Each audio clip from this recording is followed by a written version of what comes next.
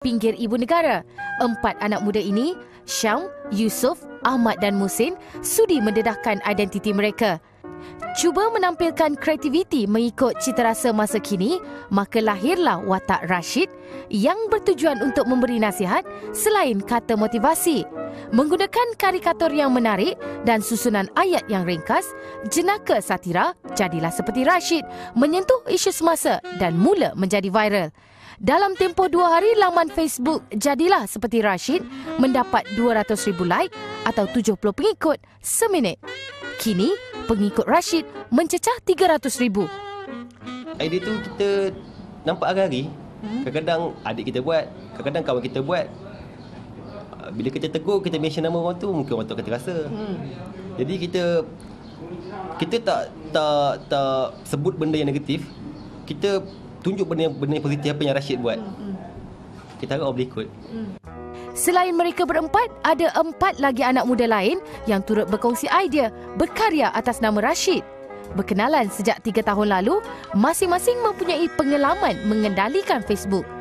Yang menariknya, ada di kalangan ahli keluarga dan rakan tidak mengetahui mereka adalah Rashid.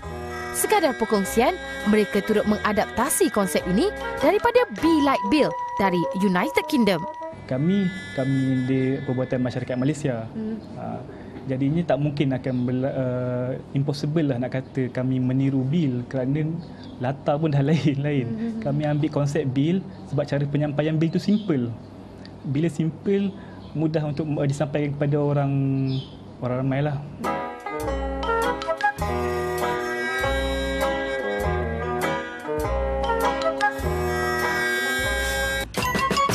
Dalam pada itu, 4 anak muda ini komited untuk terus berkarya. Sehari, mereka memuat naik kira-kira 10 gambar dengan mesej tertentu. Gambar Rashid mengenai putus cinta toreh tangan mendapat 16,000 like. Rashid turut mendapat perhatian Menteri Belia dan Sukan Khairy Jamaluddin dan pencetus Ummah Rahmat. Tidak terhenti sekadar berjenaka, mereka kini ada perancangan lebih jauh untuk pengikut Rashid. Rashid pun dah jadi buah mulut orang, kan? So, the best way, cara yang terbaik untuk mengekalkan Rashid sebagai seorang yang baik ialah kami sebagai admin pun kena buat in future lah, kena buat program-program yang baik lah. Mungkin kita akan jalankan program-program bantu gelandangan.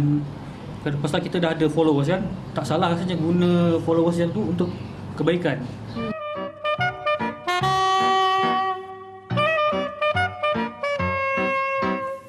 Juliana Syarin, TV3.